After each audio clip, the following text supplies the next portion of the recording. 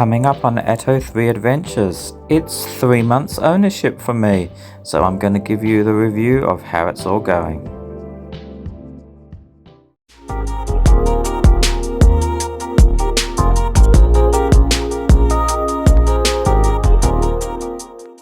Welcome back to Atto 3 Adventures, episode 43 here, and it's my 3-month review. I've been filming this over the last few days. It's around about 3 months since I've had the car. So when I started filming the other day, I think the kilometers from the odometer was a little bit less, but the most accurate reading you'll see in a minute is the car is showing 10,300 odd, and when I picked it up it was about 6,500. So it's getting up to around 4,000 kilometers that I've had the car, and I'll start to say straight away that I still really enjoy the car. There you go, you can see the odometer there, which I just took literally a few minutes ago.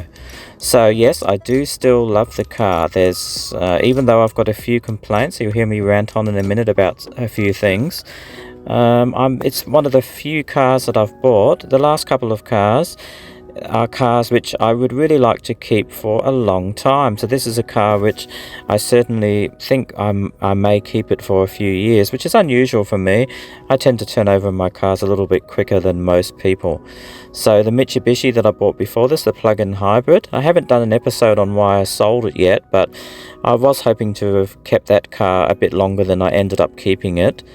But anyway, without further ado, let's get in and you can have a look at some of the things that I have to say about the car here. So we'll start off this review by just showing what I get as a typical average economy towing the trailer, and you can see there it's around about 24.5, which is a little bit less than the tests I did. So, and that's usually in sport mode, and of course just around town at sort of town speed, so usually not more than 60 or 70, but mostly around 50 kilometers an hour. So I think that's actually quite a reasonable economy for towing a little trailer around. Okay, and as you can see, the kilometers have just ticked over 10,000. But of course, I bought this car as a demo, as you know, around about 7,000 k. So I've done, just over 3,000 k's in the car. And as I mentioned before, I do really like the styling still. I'm certainly not sick of the interior. In fact, I think I like it even more now. Now I've gone ahead and you can see I've got sheepskin seat covers and a steering wheel cover because it gets very, very hot here in the goldfields in summer, and I usually do that with most of my cars. I quite like sheepskin. It's good in the summer and the winter. So, and there's no ventilated cooling seats, unfortunately. Otherwise, if that's the case, I probably wouldn't have had to do it. And the only thing I don't think these are particularly useful for storing stuff. And even this one could have been better if this bit here had actually had a cover, so you could actually store things in here. I'm thinking of actually trying to put something there. I'm going to rig up something so that I can actually put a few little bits and pieces in here. And I do use the vehicle for work, and so it's the back seats usually for me just has a bit of stuff on it. I don't really take anyone in the back seat, but yeah, it's definitely big enough for me for that purpose. And I love the rear end of the car. Love myself a good rear end. Anyway, so again, I've just got work stuff in there. Now, it's not as big as the Mitsubishi Outlander, which I love the Outlander size, and this one it's a little bit small for suitcases, but of course you can put the seats down. They do fold down. It's in a 60/40. Otherwise, it's not too bad. It's big enough, for traveling. So it's probably about the smallest size I could sort of have as an SUV. But it's such a compelling package that I'm very happy with it. The front end I'm not as enamored about. Some people really like the front end. I think it's just average. It's really the back end that I think is great. I do like this sort of styling on the side there. The BYD design. As I'll talk about in a minute, you'll come to my sort of number one hate that I dislike about the car. So I'll go on and tell you about that. So my pet hate is this. Version 1.7. So I'm not upgrading. I'm going to do this little pet hate in two parts.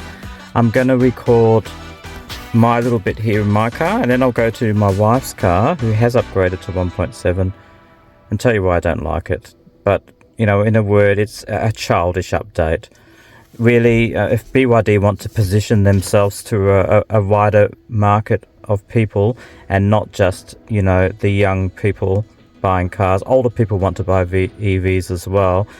I don't give a toss about karaoke or YouTube in my car. That's not what I have a car for. A car for me is for driving and for work and long distances. You know, I've got a phone. If I'm charging, I can always look at a phone if I want to do something like look at a video. The noises are childish. I don't want to reverse and sound like I'm at a jackpot machine. I can't stand pokies. I can't stand gambling. I don't want to hear that crap when I'm in the car.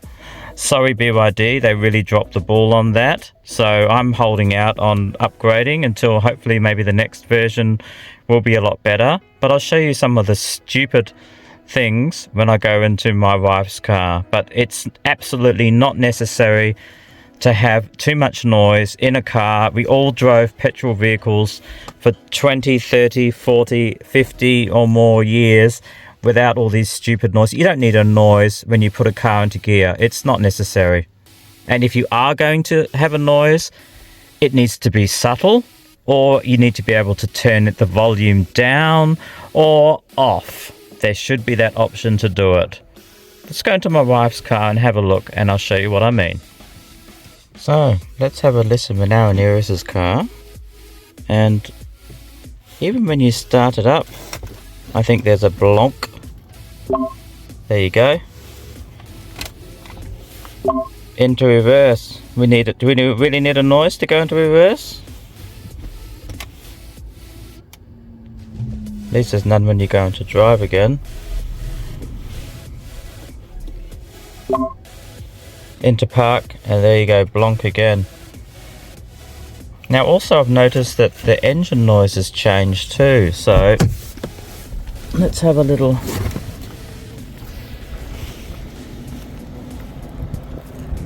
Don't know if that's the air conditioner or the engine noise, but it's a noticeable difference to the sort of UFO noise, which I actually didn't mind. They've taken that one away. So now I've actually spent quite a bit of time going through all these settings to see if there's anything you can do. And let's have a look. Notifications. So here you go. So it's on standard at the moment. Now with standard, this is the indicator noise. So you know, fairly normal regular indicator noise. So you change it to brand. Isn't that awful?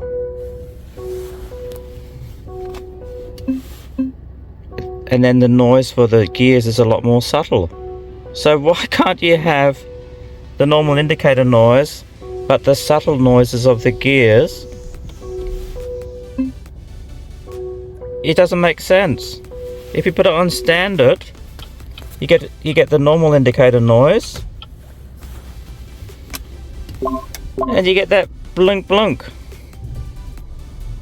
Okay, now what about the reversing sensors?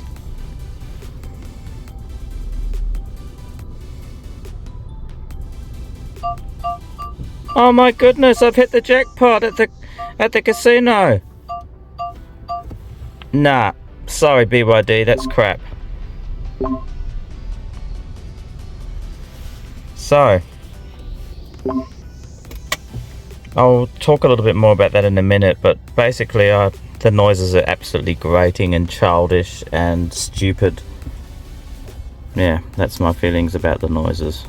Of course, one of the requirements for me for a car, especially as a work car, was that it would be able to tow.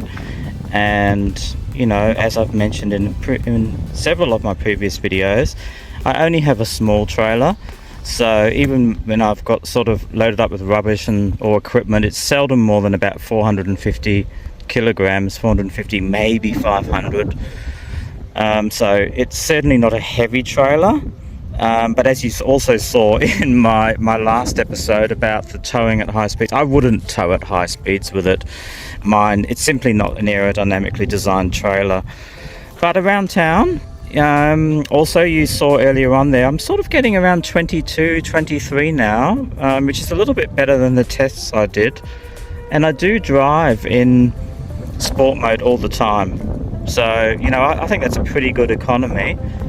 So basically I'm pretty happy with the towing performance. Because I only tow around town, it's not an issue. And if you did have a trailer that was flatter and lower, look, you probably could tow at highway speeds a little bit better, but I still stand by what I said. I don't think it's really the EV for towing. There's probably better tow vehicles for towing. If you had an aerodynamic trailer, I think a Tesla would be better if you did want to go down the EV pathway, or just wait a few years and then wait for the battery technology to catch up. So really, they really need to work on their noises. So I don't mind the noises as it is in the current version, so the version which preceded the 1.7 update. And I'm going to stick with this version, and hopefully the next one, 1.8 or whatever they're going to call it, will be a much better update. But certainly the one at the moment, really, I don't like it at all. So there might be people out there listening who say, oh, what's the big deal? It's just a noise, you get used to it, blah, blah, blah. Look, if you're out there and noise doesn't bother you, if you like living in the city and listening to traffic, if you like the noises of dogs barking next door, well, good luck to you. But I'm not one of those people. I live in the country, and one of the reasons I live there is because it's nice and quiet. I don't like traffic noise, I don't like dogs barking, and I don't like stupid noises on my car. So yeah, that's just the way it is. So, and there's plenty of other people out there who feel like I do, who think the noises are pretty stupid. And you know, there's also people who are perhaps sensitive to noises as well. I'm a little bit sensitive to noise, and I just find them really grating and childish, like I said. So, you know, I don't want to get used to them, and I don't think I would. So, you know, that's the reason why I'm not upgrading, and I certainly hope that the future upgrades will be a lot better. And, you know, if they're not, if BYD continues down this path, I'll be happy to switch to another car. I've got no brand loyalty at all. I've got different brands for my TV, for my phone, for my drones, for my lithium battery chargers, for everything I've got got no brand loyalty. I buy things which are fit for purpose, which are good quality, and which I like, and that's one of the reasons why I chose the BYD. But I've certainly got no brand loyalty. If something happens and, you know, I cease to enjoy the product, then I'll happily change to another product which fulfills my needs. So that's where I stand on that subject. Now moving on to better things, because like I said, overall I do love the vehicle, and I certainly like this iteration that I'm driving with the older update. It's lovely and smooth even when I'm towing, so you barely feel the trailer. I don't know what it would be like to tow something at its high limit. It doesn't have a particularly high towing rate, 750 I think it is braked, so you know, you can't really tow anything too heavy anyway. But I have to say, you know, you don't really feel it, and the acceleration is great. I mean, even with the trailer on, some of you out there may have seen that stunt that Elon Musk pulled with the Cybertruck towing a Porsche car and then dragging off a Porsche. I think it was a Porsche. So look, EVs can definitely tow, and like I said, around town I'll get pretty good economy, well, at a level that I'm certainly happy with it. Now, what I'll do next is I'll move in and I'll just show you a little bit about the charging. I'm on my way home now, and I'll just show you usually what I do when I charge the vehicle. Okay, so you've seen several times in previous videos that we've got an ocular wall charger there, and you can adjust the amperage here, which of course will draw more watts, and you know, depending on the solar generation and the time of day. So I think I'll put it on 24 amps today because it's really going to be another warm day today, and lots of sunshine, no cloud, and therefore we'll be producing good solar. So I think it's about 9:30 here at the moment. And that's pretty much what I do once I knock off. I usually just work in the mornings. And that's usually the charging rate, 4.8 kilowatts. I've got around about a 6 kilowatt solar system, so it's usually just under, or if I have to pay a little bit, it's not usually too much. Actually, to purchase electricity during the day now in Western Australia is very cheap because there's excess solar. So if I'm not producing it, somebody else will be, which means I don't normally have to pay much. So, but I usually try to do it so that I, pay virtually nothing. Now I'm just re-recording the audio here because I had an issue with the original audio. But I just mentioned basically that at 70%, it takes around 4.5 hours to get it back up to 100%. And then I mentioned about top cell balancing and bottom cell balancing. So this particular type of battery chemistry, the LFP and the blade batteries, they like to be charged to 100%. So when you do charge to 100%, it'll balance the top cell of the battery, which means the batteries know when it's full, basically, in a nutshell. But something you should also do is a bottom cell balance. In other words, every 3 or 4 months, so 3 times a year is probably a good time to do it, is get that state of charge of your battery below 10% if you can. Definitely below 20, but below 10 would be better. I think 10% is what they recommend in the manual. And then basically the batteries know then that the state of charge has reached that level, and that will help calibrate the remaining time on the gasometer. So it'll be a lot more accurate, and then when you are in a lower state of charge, you're not going to suddenly have the battery dying off, which it's it can happen for people who don't do what's known as a bottom cell balance.